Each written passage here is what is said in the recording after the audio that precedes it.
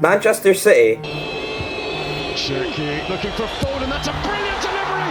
What a finish for Phil Foden! Arsenal. The ball by Rice, Lewis Skelly took it in his stride well, and shoots! Oh, what a goal! And they lead 3-1! Oh my God, he so deserves. Chelsea. Exploiting that space again. Now, what a trick from Palmer! Superb! Finishes almost a carbon copy! And Liverpool. Alistair, Szoboszlai, look at the white shirts coming here. Salah! Liverpool have 3! And many others sharpening their blades for war. The far side and found Bruno in midfield. Now for Isak to chase into the penalty area. Oh, what a goal! A finish! Do Villa have it? Back towards Onana! Yes! Amadou Onana! Kaoru Mitoma, is he in? Mitoma! Oh, it's wonderful from Kaoru Mitoma! The 2025-26 Premier League season isn't just competitive anymore. It's become something far more dangerous. The Premier League has officially entered an era where one league controls European football. An era where English clubs aren't just funded, they're 10 times better. 5 years ago, Europe was balanced. Spain had Real Madrid and Barcelona. Germany had Bayern. Italy had Inter and Juventus. England, a couple of big hitters, sure, but never the entire league. Now that balance is gone. La Liga is slowly fading. They've been told to shoot. First time shot, 3-0! What a fantastic finish from Mikel Merino! Probably the greatest night at the Emirates, in my opinion. It's got to be. You know, these are champions of Europe. These are the team. They've gone there, they've come to the Emirates, and Arsenal destroyed them, absolutely destroyed them. Bundesliga's losing grip. It's a bit sad to see them defending. I mean, this is a German team. This is a German team that should defend on those kind of things. But we talked about it this season with Bayern Munich. When you have those kind of small margins on the top, when we see them playing the top games, you have to have quality all over the line. Serie A is barely holding on, and it's not because these leagues stopped trying, it's because the Premier League left them behind, both on the pitch and on the books. This summer alone, the Premier League has already spent $2 billion in transfers. You know who's second? La Liga at just €467 million.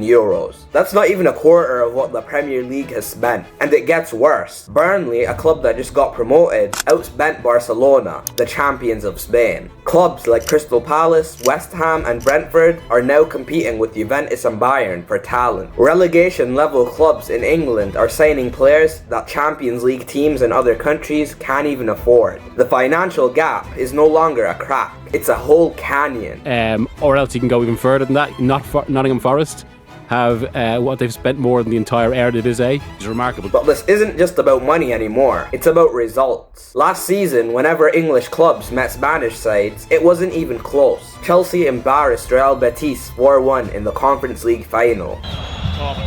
Sends in the cross, Enzo Fernandez with the header! And he brings Chelsea level! Arsenal, written off as bottlers, destroyed Real Madrid 5-1 in the Champions League quarter-finals. They've been told to shoot. First time shot, 3-0! What a fantastic finish from Mikel Merino! Manchester United, a team struggling to beat West Ham, obliterated Athletic Bilbao 7-1 across 2 legs. Drives into the penalty area, finds Mason Mount. Mason Mount! What a finish! Here's the delivery from Bruno Fernandes. Into the near post, Casemiro! Scores it back to back! Try and get there in the penalty area, gets the byline, pulls it back, Ten Hag, Rasmus Højlund! Manchester United are going to Bilbao! Goalkeeper gets it away, but only as far as Mason Mount's going to have a go from distance! Oh, it's sensational! From Mason Mount! Full-time whistle goes. Manchester United are going to Bilbao!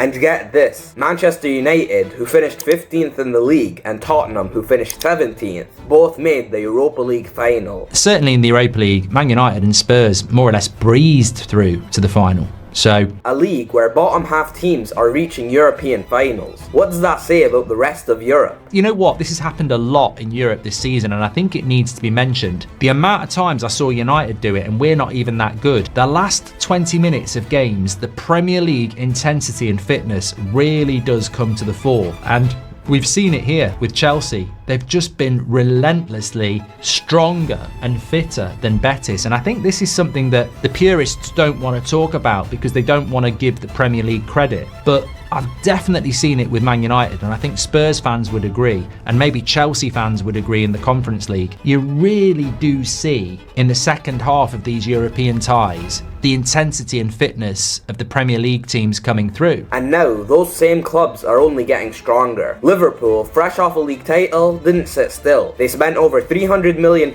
signing Hugo Ekitike. You can pop it out for another go. That's a teasing one, and there's three. And it's Ekitike. Now it really should be game over. Milos Kerkez. His man, is he going to go for goal? Kaká's on his left foot. It's a 4. Jeremy Frimpong. Being forced wide. He has a go. That is how to finish it. Jeremy Frimpong. And are still chasing Alexander Isak. The far side and found Bruno in midfield. Now for Isak to chase into the penalty area. Oh, what a goal! A finish. Arguably the most complete striker in the league. Arsenal, who reached the UCL semi-finals, strengthened with Victor Gyökeres, Zubimendi and Noni Madueke. They're slowly but surely coming for everything. Manchester City, terrified of going trophyless again, broke the bank for one of the best number 10s in the world. Chelsea, they don't need an excuse. If there's a transfer window, you already know they're in, dropping 9 figures like it's nothing. But it's not just the top 4 anymore. Aston Villa is no longer just a miracle story. They're back in Europe and they look to build for the long term. Newcastle are quiet, calculated and scary. With smart business and youth development, they're looking like a long-term problem. Tottenham under Thomas Frank are rediscovering their identity. Fast, fluid, fearless. Even Nottingham Forest, who many thought would sell their stars after a miracle season, didn't just keep them, they locked down Morgan Gibbs-White with a new long-term deal. This isn't just a strong league, it's a league where genuinely 10 teams could compete for a European trophy. But this didn't happen overnight. It started with the TV rights money, then came the marketing boom, then the global fan bases, and now Premier League clubs aren't just football teams. They're international brands, financial machines, scouting powerhouses. So I can understand why all these clubs around Europe are looking at the Premier League and just thinking, whoa, I don't know how we're ever going to catch up. And while La Liga clings to declining stars, and Serie A watches talent walk away for free, the Premier League just keeps pulling further ahead. Well, Dave, we should be proud, I think, that at this moment in time, these last 3 or 4 years, English football, the Premier League has started to dominate in Europe again. And if nothing changes, this domination might just be permanent. We've seen dynasties in football. Barcelona, across the period from 2009 to 2015. Madrid's three-peat. Bayern's dominance post-2020.